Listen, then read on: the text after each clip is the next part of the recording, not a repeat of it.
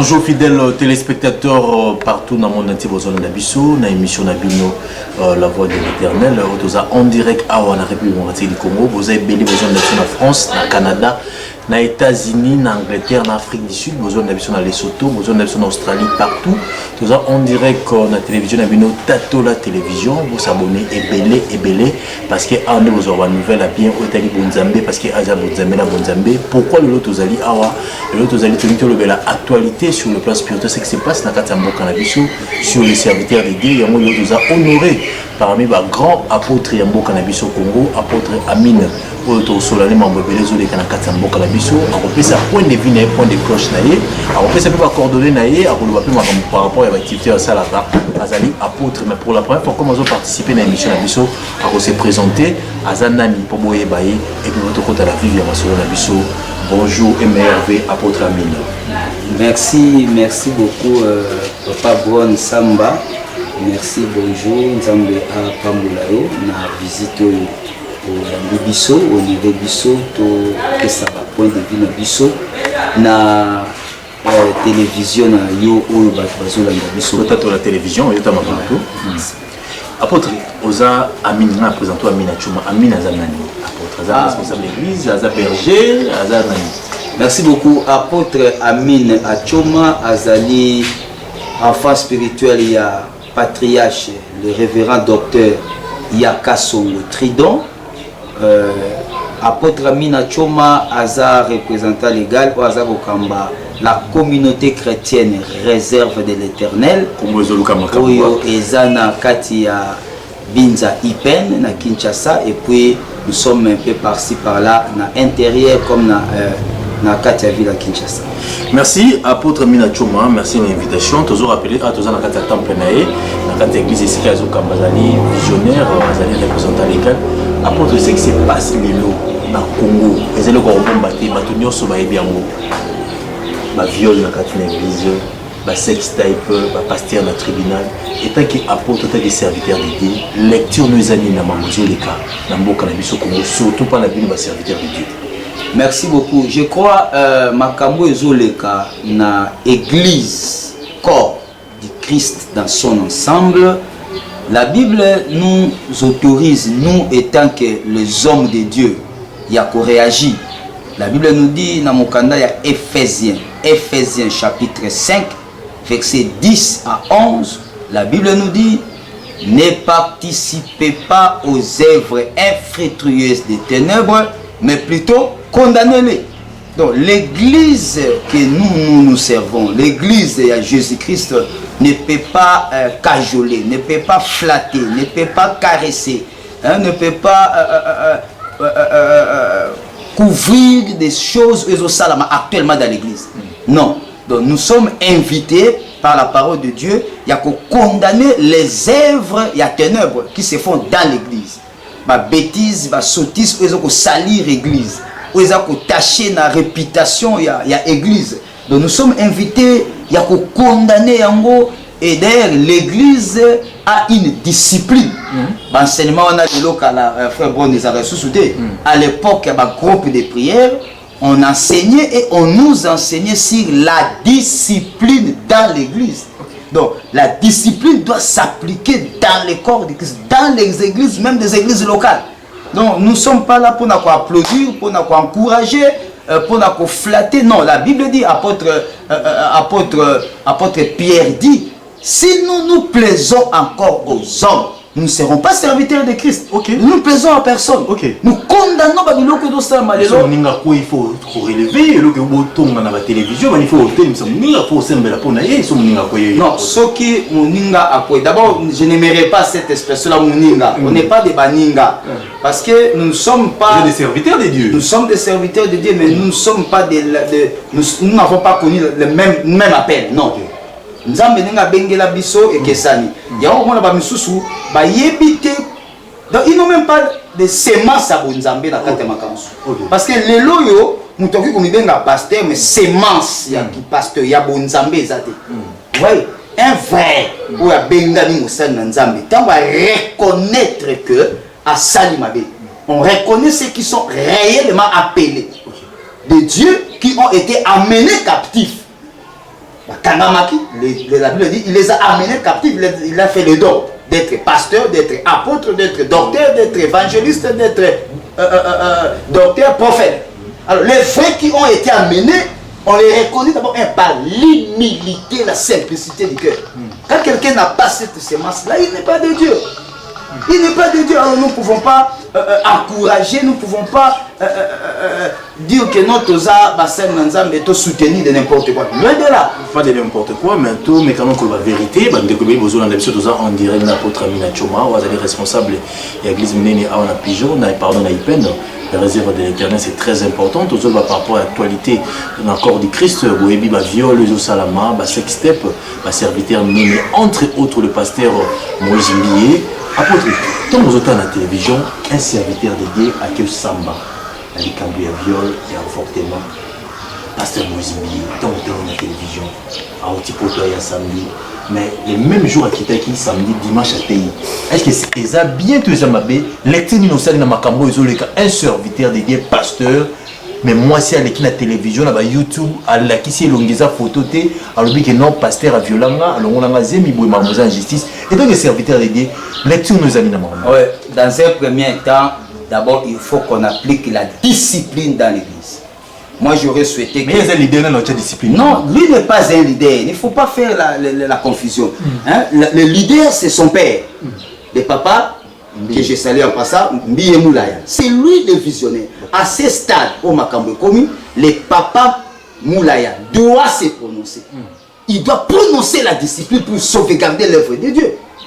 Et nous attendons que le connaisseur il y a Fef, il y a Bethel. Il faut que papa Moulaya, Aleka, Aloba. C'est lui que Dieu a établi. Il y a moi qui est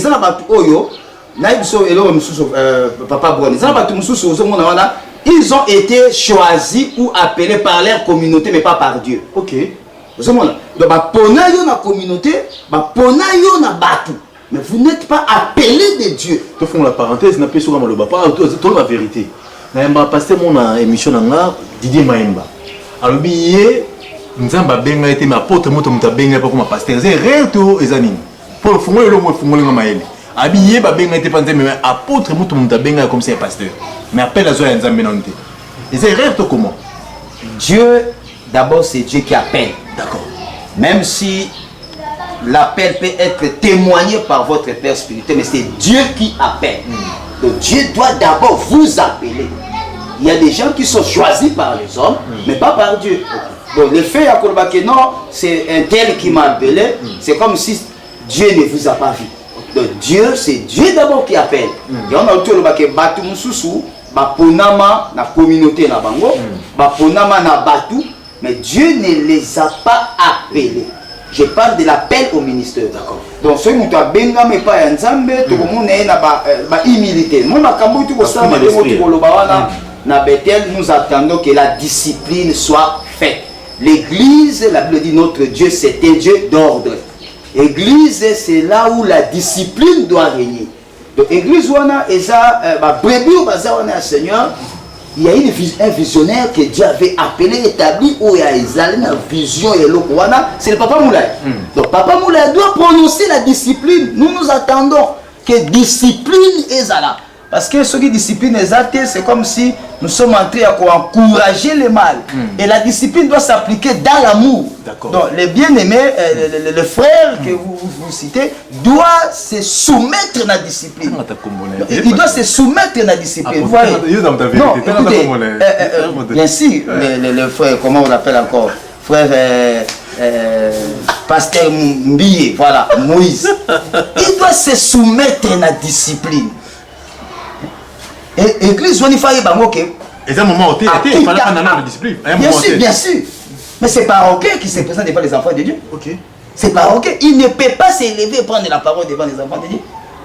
Dieu ne nous traite pas, ne nous évalue pas selon tout ça, mais selon l'humilité de notre cœur. D'accord. Il faut à se soumettre à la discipline dans l'église. Il faut à se soumettre à la kubanga nzambe. C'est-à-dire que anima afanda. Moussalwana kutaka Moussalwana. Ok. Ce n'est pas lui qui a implanté cette église. Il y a un visionnaire que tout le monde connaît, c'est son père. Il est encore vivant. Hein? Il doit se prononcer. Papa Moulaya, quel que soit l'état de sa santé, c'est lui qui rendra compte devant Dieu. Il doit. D'ailleurs, là, j'insiste, nous attendons l'intervention de la discipline de Papa Moulaya. Namakambo, tous les capons pour salir la réputation de l'église, corps de Christ dans son ensemble et l'église Bethel en particulier. Est-ce que maman est l'église incrédible, confiance apôtre Minacho? Oui, et même incrédulité makasi na mitema ya batu. Babilo kwana epesi la Bible dit to pesa accès na satanate. Bilo kwana epesi diable accès. Epesi diable avantage. Et puis si Satan a opportunité, il y a qu'à déstabiliser l'église de Jésus-Christ. Donc, il faut discipline ezala. Et laissez-moi vous dire que même si la justice, parce que la justice comme telle ne règne pas dans Mboka Olo, mais la discipline de Dieu aussi est là. Il faut que la discipline, il y a beaucoup de serviteurs qui ont l'église à son absence. Okay. Il faut faire de ça et puis pour la battre l'église pour que c'est l'œuvre de Dieu, ce n'est pas l'œuvre des hommes. C'est indispensable de tenir accord. Même dans cette église là, il faut discipline, il faut afanda. Il ne peut pas se mettre debout par les enfants de Dieu. Merci. Première partie, c'est très important. Vous êtes belé, vous êtes au Canada, papa non au Canada, maman Nadine Sombo à Londres, Trésor Samba à Londres, vous êtes belé, vous êtes en Belgique, vous êtes tellement belé à Paris, coach Kisomba, bienvenue Pinga, vous êtes belé, vous soutenir Bissot. Apôtre Mine, est-ce qu'il y a une différence entre chantre de l'éternel, la même idée que chantre de l'éternel et puis un mission chrétien? Est-ce qu'il y a une différence, chantre de l'éternel, mission chrétien? Il y a une différence? Bon, musicien chrétien, chante de l'éternel, nuance et coquille gozala. Moi, nuance et gozala mouké, chante de l'éternel, on voit celui qui est appelé à rendre Dieu, à servir Dieu dans le domaine de la musique, dans la chante, la boyenne, comme le dit. Les chrétiens, musiciens, les autres, par contre, la musique comme gagne-pain. Hein? Azana est chrétien, mais maintenant, la musique est comme ma profession, ma business. Donc, mais quand on sert ça dans le cadre chrétien, alors, ça tenir des rigueurs, le coup la paix va s'en parce que ça là, pour l'avancement, il y a œuvre du Seigneur, pour la croissance, il y a œuvre de Dieu. Alors, il faut que soit régi par la parole de Dieu. Est-ce que nous sommes qui est un adorateur? Adorateur, c'est bien dit comme le nom le dit. Adorateur, Moutoaza pour Bumba Mélancolo, Moutoaza pour élever le Seigneur. Aza différent dans Moutou Oyoyo, Nabanzembu Naeta Moussousou, Azotombo la Colote. Mais adorateur, c'est quelqu'un qui a pour vénérer Moutou, pour tomber la Colo, Aza Nicolo Agnos. Tandis que Moutou Sabu Yemba, mais ne l'élève pas de Seigneur dans Katemanzembu. Différence, c'est ça. Tous les chanteurs menés en beaucoup de Bissot, à l'occurrence de Michel Bakel, la commande de vidéo Naé, à Salé Sextef. Oui, il y a Mbelizambe, tout le monde y est payé. À quel anniversaire, il y a Beda Choud, Eric Mandala. Oui, il y a un millionnaire, là c'est Eric Mandala. Est-ce qu'un homme de Dieu, un adorateur, un chanteur de l'éternel peut chanter pour la gloire de quelqu'un? Non, et donc même quand on est musicien profane, vous êtes encore des profanes. Parce que parfois vous semblez que ceux qui vont mettre ça dans les soi-disant les chrétiens musiciens, beaucoup de vous êtes dans les bords, je vous dis que c'est l'heure de vous repentir. Vous tous en bloc là que vous êtes là.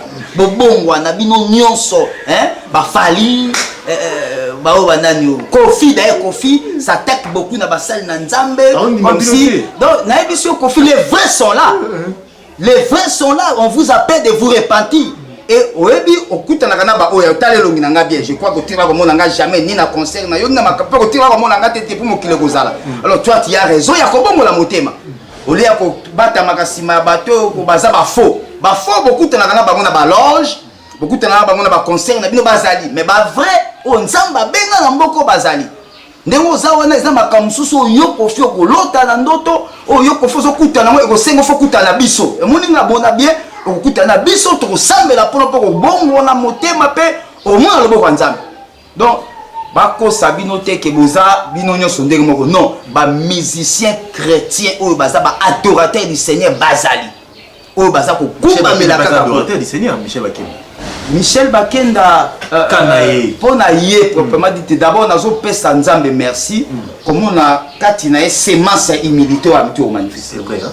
Oui, parce que malgré mbebo et comme lié na parcours né à ministère, mais j'ai vu avec étonnement comment est-ce que les frères s'est humilié.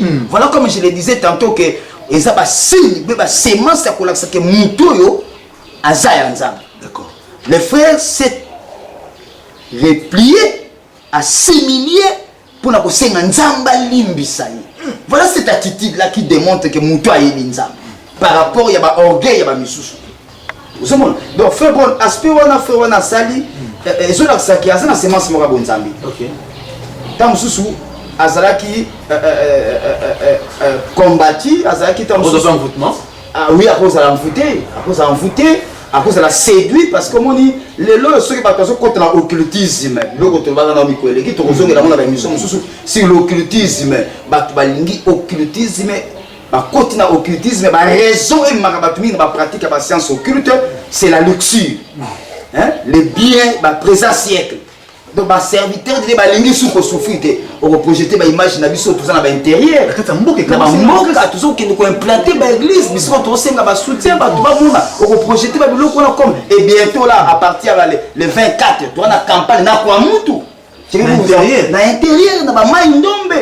Nous sommes en train de bâtir, tout ça va ressortir ça pour notre même. À cause de l'évangile, bah image des alliés, après l'émission, on va balanda, et puis bah tu vas soutenir biso, bah benga biso na numéro na biso, vous affichez na 081 78 72 795 081 78 72 795. Belle mission au bengi biso aux apôtres Amine sans audience. Et si vous avez après les 25, vous avez un aquamutu, na maïndombe, vers Nyoki, vers réseau Zalaka, ma place, monsieur réseau Zalaka, ma place, monsieur réseau Zali. Et puis, vous avez une image à Misala, autour de la l'intérieur, autour solliciter ma soutien à Bino, parce que nous sommes en train de bâtir une église là-bas. Autour bandaki déjà, pour le monde, car Michel Bakenda, c'est un frère à soutenir. Dans Nzamba Limbisa, Nzamba Kitamawana, Nzambe, tu dis que le coup la mi quitte si Nzamba pour télévisage. Nzamba pour relever. C'est vraiment l'attitude d'un enfant de Dieu. L'attitude d'un enfant de Dieu, c'est très important. Tout en actualité, hein, ce qui se passe dans le cannabis, ou le régime est changé, mon rebelle changé. Mais à un moment, avec Mokuna, on a un serviteur de la politique. Mais l'autre moment, on a une base, il y a eu des personnes qui sont présentes liées dans la chaîne. Attitude, on a sauvé comment ils ont bien serviteur de l'État. Attitude, on a sauvé la nation. Mais tout le monde a dit que non. Un serviteur de la politique, en l'occurrence, l'évangile qui aime la politique. Non, l'évangile de la politique. Mais il a continué la politique. C'est rare, tout ça, immaturité politique. Analyse nanga à propos de l'apport de pasteur dans le monde politique. D'abord, Dieu a séparé les choses. Vous verrez que même temps où nous avons un prophète, les prophètes apportaient que la parole de Dieu. Nous avons soutenir parce que politique qui n'a pas de biso. Et la plupart il y a des poisons ou des pasteurs, des politiciens. Laissez-moi vous dire que frère bon moni façon ou même pasteur Mukuna que la politique moi je trouve que les lois sur Mukuna côté la politique d'abord côté na makamba babale alongo pe na babale tazanga na makamba babale akena mambo politique lui est dans l'égarement. Oui, allez lui dire il est dans l'égarement. Non, il n'y a pas de choses de Dieu là-dedans. Il est dans l'égarement. On est qui à Yokinzam, avec tout ce qui lui arrive, à comprendre qu'il est dans l'égarement. Au même temps, il comme pas affecter l'église de Dieu.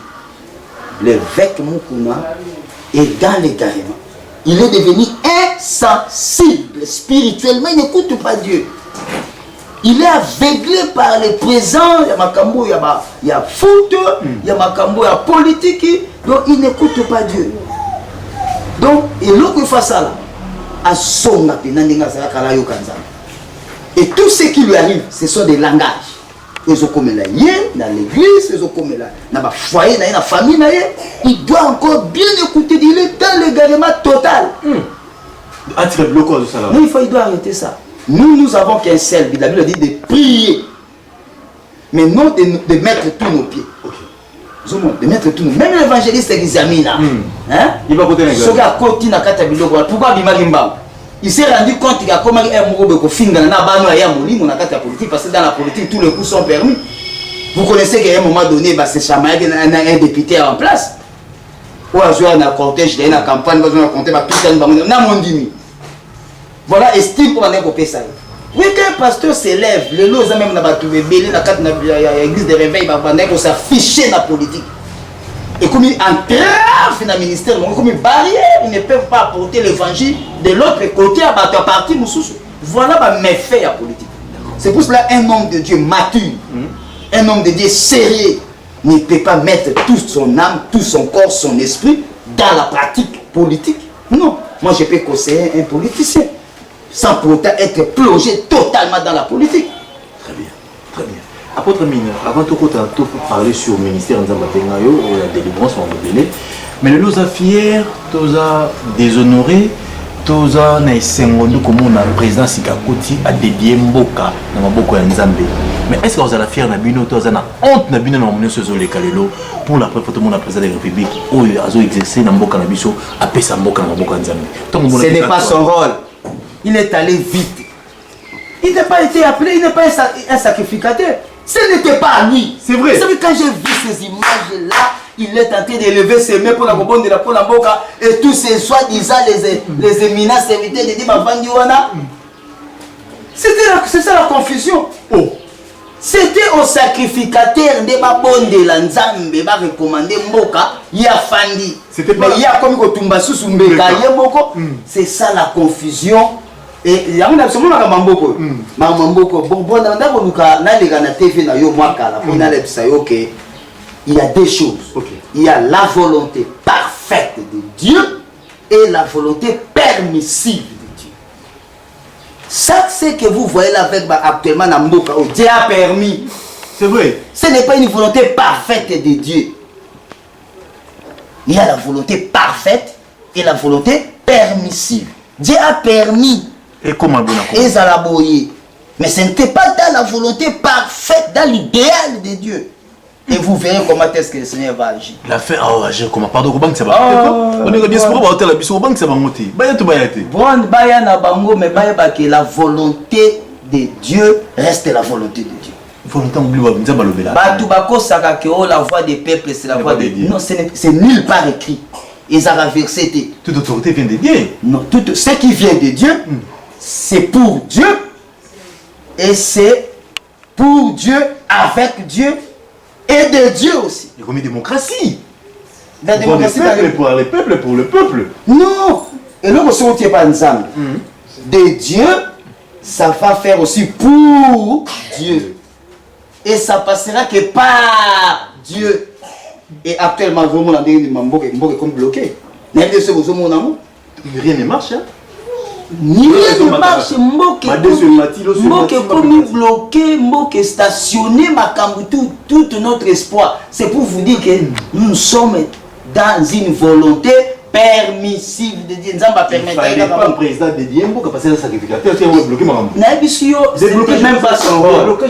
Quand on va passer une chose, on va vendre, on va na batata ya molimo bazalaki wana bakoya kobondela nzambe mpona mboka ya fandi mais batiki yenda banda kosambela mpona ebongo bakende kosala place wana bango basacrificateur ezali ni bloqué mboka nayebi soki c'était la confusion.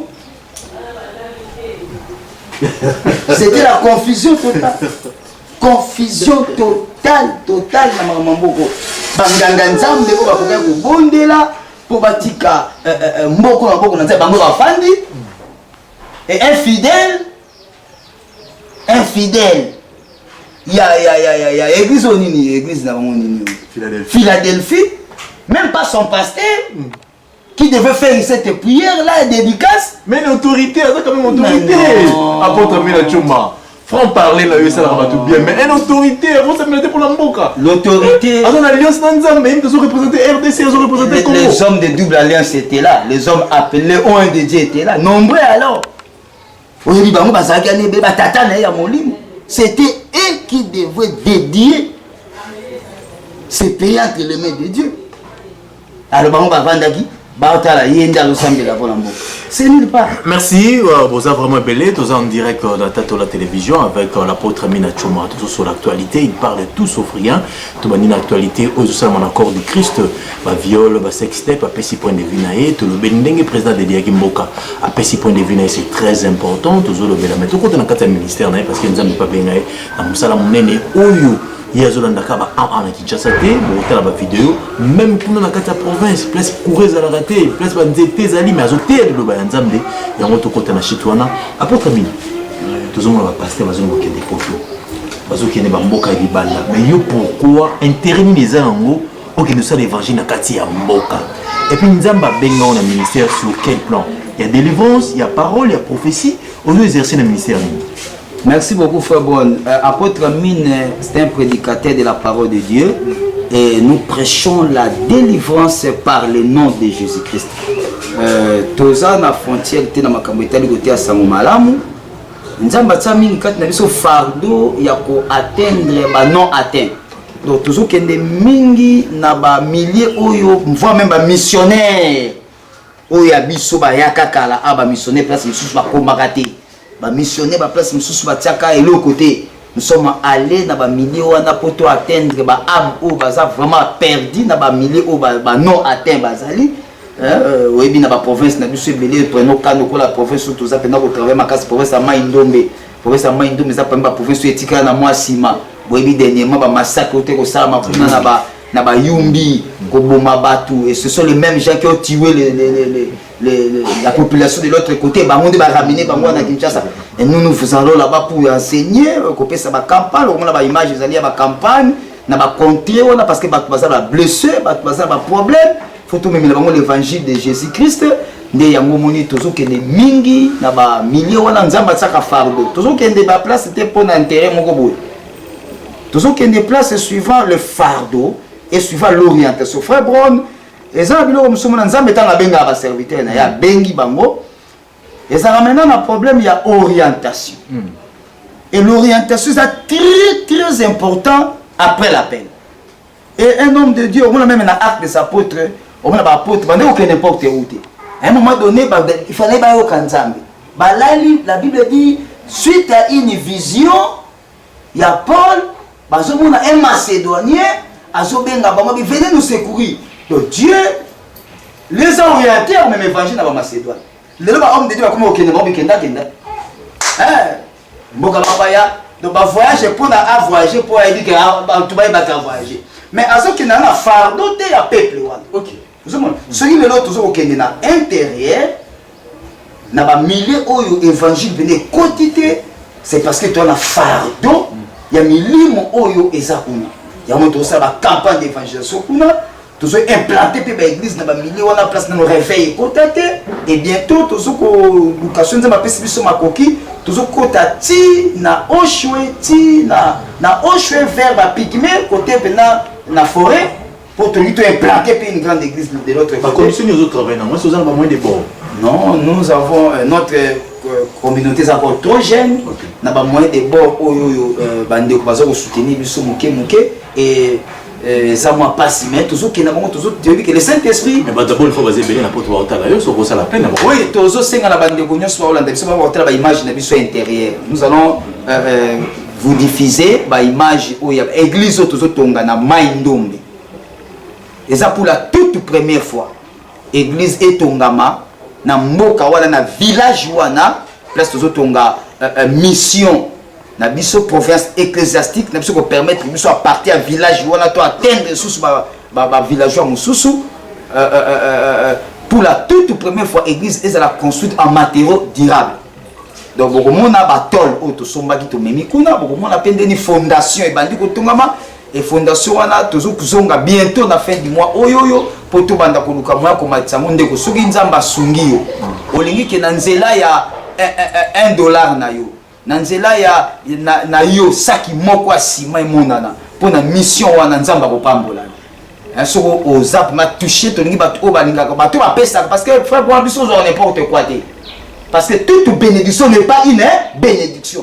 Oui. Non, c'est na bato soko mona wana azako ya pour pesa azo pesa pour satisfaire pour soulager la conscience de sa culpabilité. Oh, c'est vrai. Surtout bato ba science occulte au monde bato ba côté na ba franc-maçonnerie, bato ba côté na ba mais on distingue bon monde ni oyeba kizaba, oyeba ce qu'on dit non, okoyeba.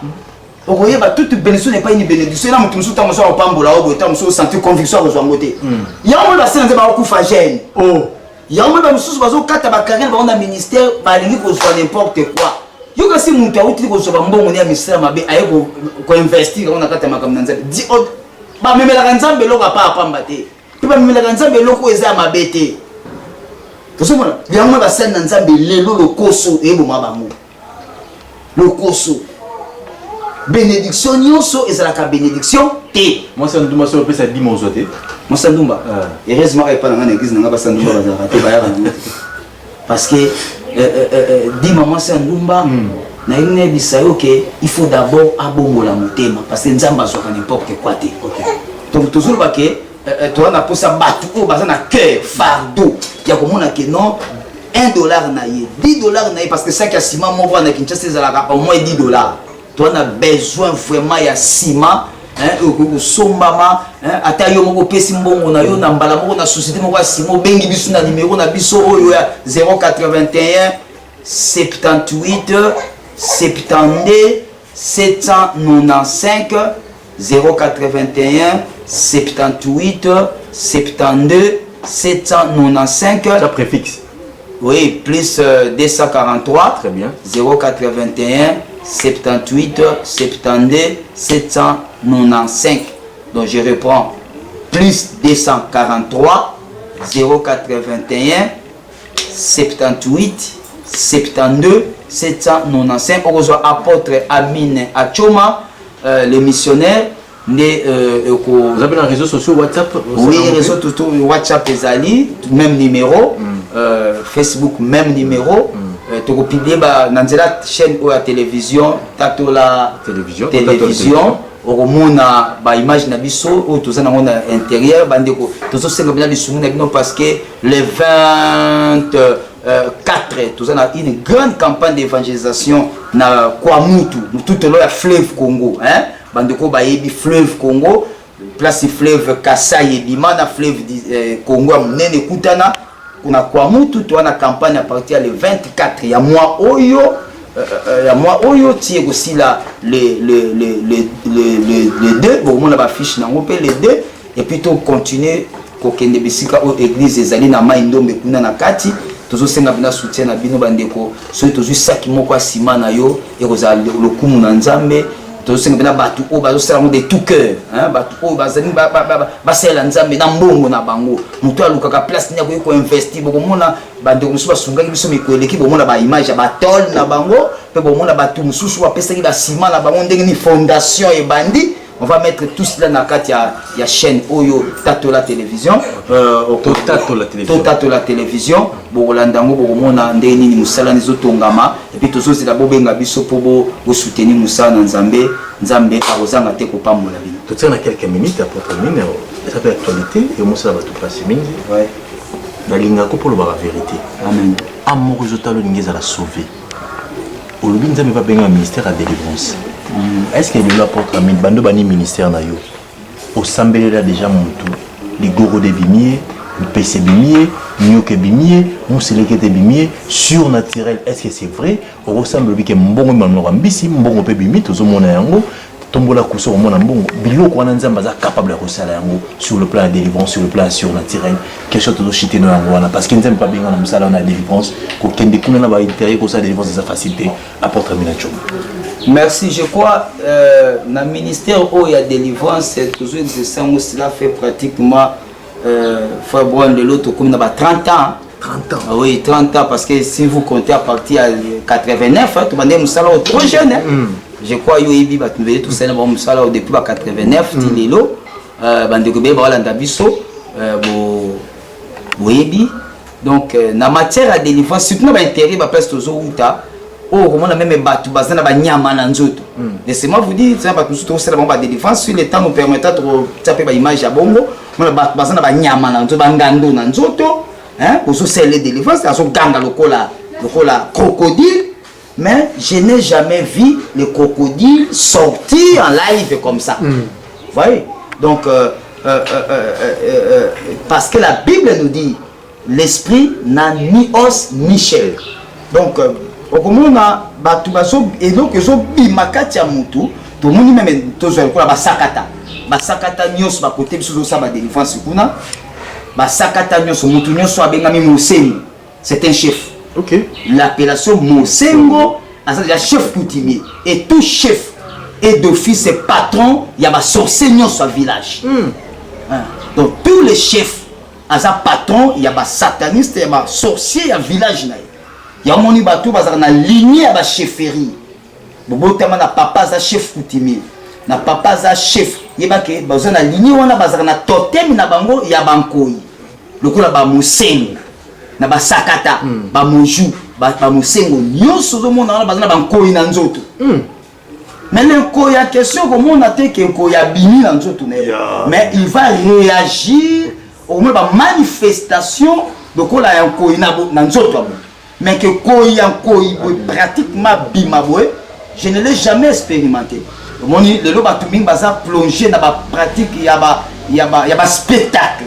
Hein? Et ce n'est pas ça la vraie délivrance. Ce n'est pas ça ce qui fait voir que Moutoua Kangolami, Tambozo Mona Nzombo Abimi, Mungusu Abimi, ce ne sont que des spectacles. Et c'est là que le diable est en train d'infiltrer, de s'infiltrer, de se déguiser en l'âge de lumière pour discer un spectacle. Au moment de l'eau, on a une catégorie de serviteurs qui aiment des spectacles. Tout ça, spectacle. Mais ils ne sont encore rien, ils sont que dans les délits. Ce sont les enfants. Parce que Dieu est plus que ça. Non, ça ce sont des spectacles comme font le catcher, comme font. Il y a un moment maintenant le catcher, comme ça. Il y a un moment le catcher. C'est l'air de bongo. Batu mingi bozo kutana bango, po boyeba na bango na bisika bokendo sima makam na bino. Bozana beso bo bongo la mitema. Abiso ni bolingi ta otanga ba kombo. Atanga ba kombo tanga neti ngai soki yo muna na makam na. Vous pouvez qu'il y en a encore des vrais. Vous savez, neti ndekolo la edingwe. Ndekolo la edingwe. Atuna mwana kasinae Dani ya mutende kuna na maindombe qui connaît bien apôtre Amine et qui tremble devant apôtre Amine. Dani a ça retraite n'est na sambe to edingwe. Et il me connaît à partir de là. To tumba bakisi ya bakache ngai. Nous ce ne sont pas les catcheurs congolais ici qui peuvent venir dire oh non la liste ils sont un pasteur na yo ba pasteur te ça ba tout cas modèle misalo ya bino beaucoup tanakana bango boyebani mais mukolo beaucoup tana moto o nzamba benga place ko banga nzambe na nzela. C'est vrai. C'est tout le monde les spectacles. Ce sont des spectacles. La pratique à maïba foot à Mungu, c'est normal. Nous avons pas besoin de délivrance. C'est pour vous ça mais la mutu aïlo maïa ina Mungu te qu'on église au petit pas pour là. La pratique la cabale partie intime le roi tout. Ça ce sont des spectacles, ce sont bateau dans la carte également. OK. Dans la carte il y a déviation dans le domaine de délivrance.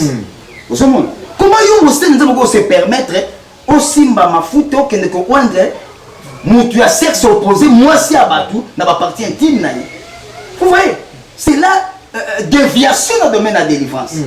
Babylone comme pratique, il y a ma cabale juif.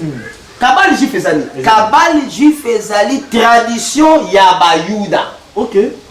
Cabale juif ezali tradition ya ba juif. On même Babylone comme ba sadicéen, ba pharisien. Pharisien, sadicéen, banani msusu batouana nyoso, tradition Jésus va être condamné. La Bible dit Jésus a dit vous négligez, vous désobéissez à la parole de Dieu au profit de vos traditions. Donc la tradition juive wana et si laté, yango le côté na kata ba kabal, ba pharisien, ba sadicéen, batouana tout na kata ba Batouana nyonso ba pratique wana lelo yango esali kabala. Ezaka lokwa bilo to mona ba oh mabele ya nkamba mai ya nkamba babiloko wana yango na pe bokoko ya bayuda et Jésus condamnait ces pratiques. Je me tout le pasteur mais OK imboko Israël OK kumba mai OK kumba mabele Israël OK ko se battre na célébrer on va dire koya nango puissance à Jésus na tombe Jésus biloko wana ça n'a rien à voir et tout ça c'est pour éloigner les enfants de Dieu de la foi. mais je fais ça pas prière à Tirbo. Ah, laissez-nous des histoires, ça ce sont des spectacles. Non, ça ce sont des histoires. Ça ce sont des histoires.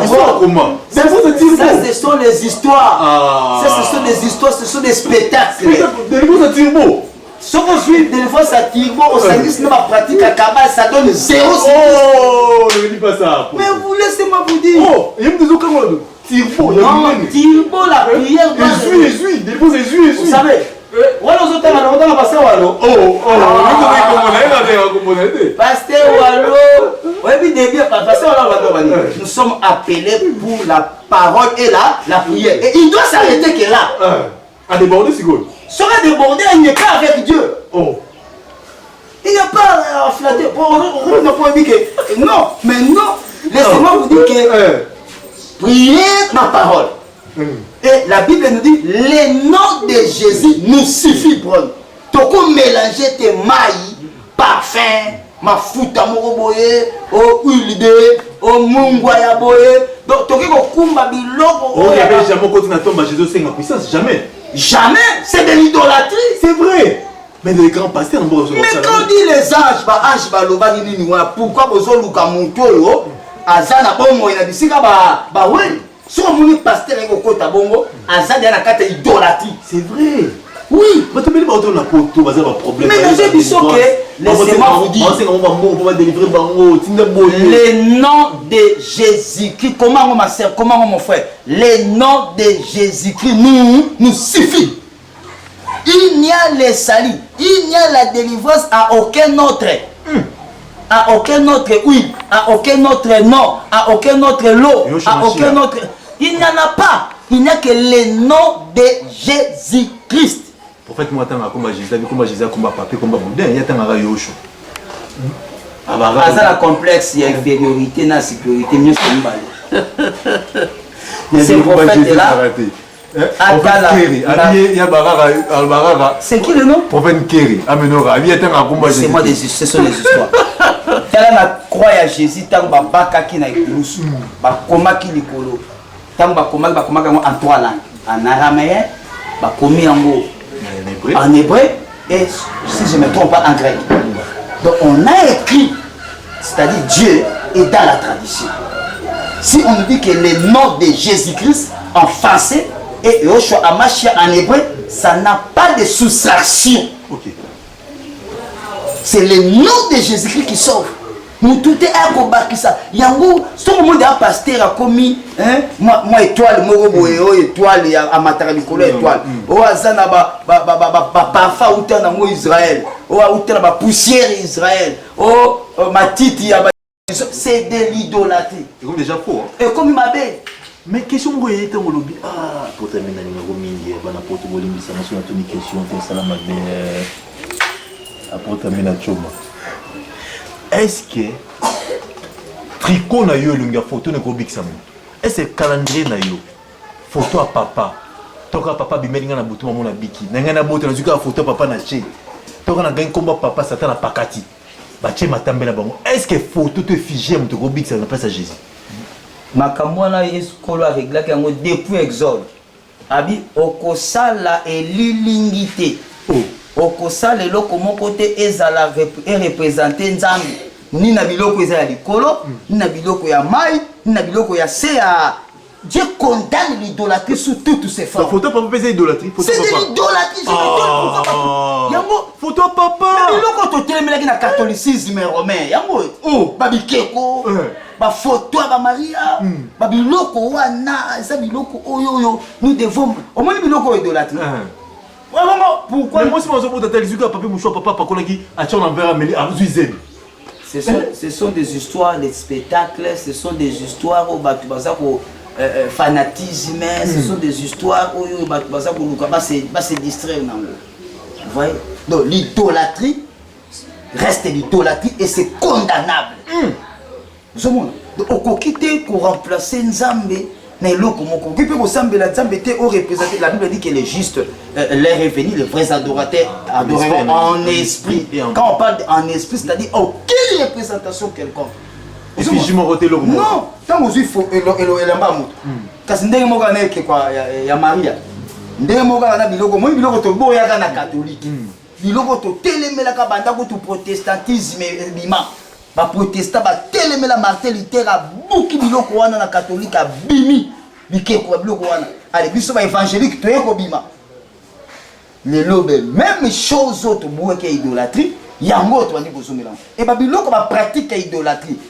Sur la Bible, depuis l'ancienne alliance, Dieu condamnait ces pratiques, il y a l'idolâtrie. Il y a Bikeko. Il y a une représentation quelconque. Il y a comme vénérer à mon Nzambe. Mais la même chose, tant que vous se promenez, au Sambe la Batou, au Zuba Makasa Mogo, il y a Isope, au Tiena Mai, Bato Sugula Bilongi. Où est la foi? Où est la foi? Où est la foi? Question sur la lobby en moté, apôtre Minacho et monsieur Baby. Ah, ben apôtre Olimbisanga. Son la lobby en moté, monsieur Baby. Est-ce que tout le monde va pratiquer pour faire la biseau à mon sananzam? Ma dorole ta câble côté la câble dans l'église. Câble on les autres symbole que ça famille on a bon. Est-ce que ba câble va pratique on a ba câble vente ba câble? Et ça bien tout ça ma bébé toi autres à la biseau. Voilà, donc il faut comprendre qu'il y a des pasteurs qui servent leur ventre. Ah, pour nous c'est ça ma bébé. Non, qui servent leur ventre, qui sont venus à l'évangile pour chercher l'argent.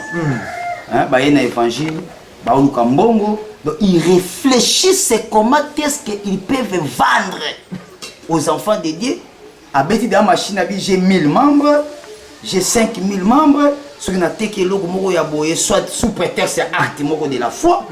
Au contraire, ils ont détruit déjà la foi parce que la foi c'est une ferme assurance, démontrer des choses qu'on espère. Et l'autre mais vous quoi, c'est ce que Dieu veut que tout ça.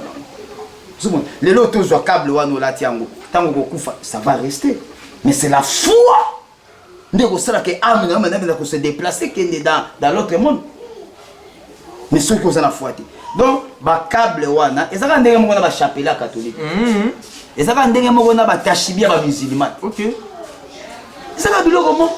Et ba câble wana, et ça kutunde champion ya ba franc-maçon.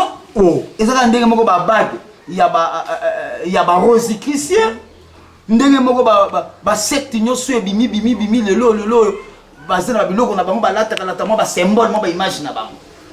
Ba médaille ma pratique wana tout ça c'est de l'idolâtrie et na biso loko moko abisa bango na ebisa bana na nzambe loko moko ke bateya rabino pe to ebisa rabino ke lisumu nyonso za lisumu mais laissez-moi vous dire que l'idolâtrie nzambe alimisa yango te même vous êtes ignorant nzambe alimisa yango te soka limbisi yango mais les conséquences etika aussi bikango yango moni Dieu dans son amour.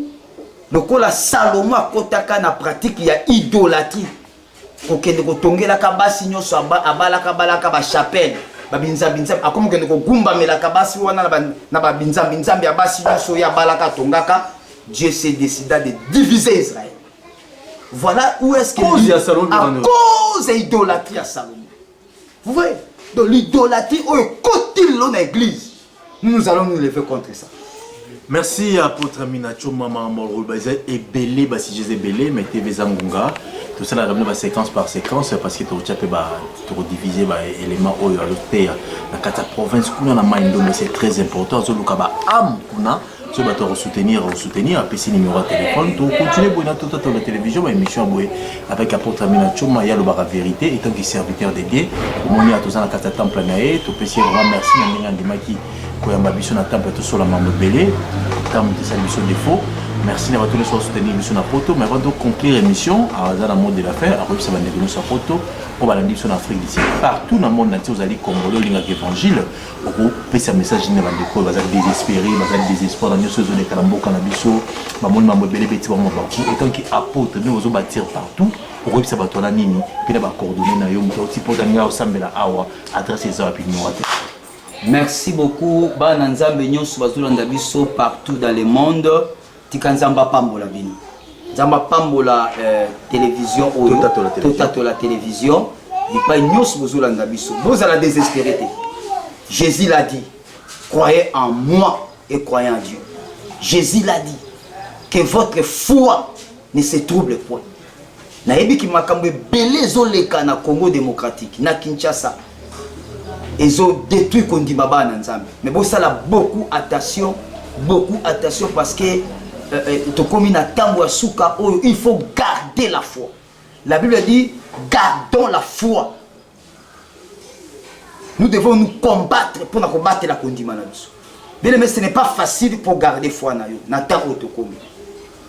Nata otokomi soko se laisser faire au père de foi na yo, vous allez perdre votre âme. Votre âme n'est pas à vendre. Je souligne et j'insiste que votre âme n'est pas à vendre. Kolingate âme na yo otekambo pour na sentiment moko ya mutu moko bo ya mutu moko. Il faut veiller na bolimo na yo parce que il faut yobi kokota lola omona nzambe bokonzi na nzambe un jour. Bande ko nzamba pambola bino. Tozana osala nzambe, tozana campagne d'évangélisation oyo ko banda le 24 na kwa mutu tout au long ya fleuve Congo. On alla vers Pokota na porte ya fleuve ya Kasai bande ko baebi bokomona ba image o tozo kende ti tozana ba touti ko implanter église dans la province ya Mai-Ndombe tozo ko avancer pour to koma côté ya Nyoki Kiri tozali prochainement la fois passée na Nyoki na Mushi so tozo ko avancer to koma na Oshwe bande ko tozo senga soutien na yo bokomona ba image ya église tozo ko tonga comme centre évangélique, centre missionnaire na biso na province ya Mai-Ndombe. Bande ko musuba tindela biso soutien na bango to somba ma batol. Bande ko musuba tindaki ba soutien na bango to sombi ba ciment mais ekokité. Bon mona bino moko boko tala ndenge ni musale zo kende na ba image et ko loka toujours na Tota la télévision awa bon mona ndenge nini chef wa mboka pesi biso mabele après ça va ko teya esa mo malamu pendenge ni ba bandi fondation ya kotonga. Maintenant tout ça là ya yo pe saki ata moko ya simeya ata moko ya sima soki komeli biso to kumisa nzambe eza mbongo pesi biso poto lia ngote mais poto somba na yango saki ya sima pe pona awa na Kinshasa te mais pona kuna na intérieur to sanga te ko sambela nzambe pa pambola yo po nzambe a fongolela yo ba porte coordonnée na biso ezali plus 243 onza code mboka plus 243 081 78 72 795. C'est votre humble serviteur apôtre Amine Achoma Oyazokamba, la communauté chrétienne réserve de l'Éternel. Tika Nzambe Apambola. Merci apôtre Amine Achoma, c'est une invitation à Bisso. Espérons que prochainement, avant qu'il y ait des campagnes, on entend ça sous le deuxième numéro. Oui. C'est très important. Nous allons continuer. On a Pessi, va tenir son beauté. Surtout Berger. Jacques. Berger Jacques n'a Pessi une beauté. N'a Pessi Crémédi beauté. N'a Pessi Madame Banagnon son beauté. Sœur Louise. Sœur Louise n'a Pessi une beauté.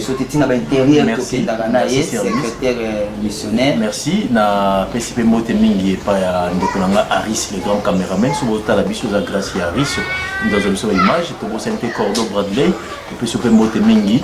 Tout à la télévision. Cordo Bradley. Et puis Madame depuis la France. Nous avons Pessi son beauté. Nous avons Bisso. Vous allez vraiment malade. Merci de votre soutien. On a Esso Mayaka des badons entre les dollars. Il n'y a pas de trait d'union. Juge Flori Botamba Samba. Coach Guy Somba depuis France. Trésor Samba depuis Londres. Maman Nadine Sombo depuis Londres. Tobo Sanité Bobo Boto et sa femme Lili Litanda Boza et Belé Banapoto. Topé Signon Beauté. Sokolingi Sport Nelika. Sokolingi Apé Son Beauté. Merci apôtre Amine Achoma. Merci beaucoup frère Bon Samba. Nzamba Pambola Harris Tota la télévision vraiment chaîne Tike Kedi Bosso. Merci. Merci beaucoup.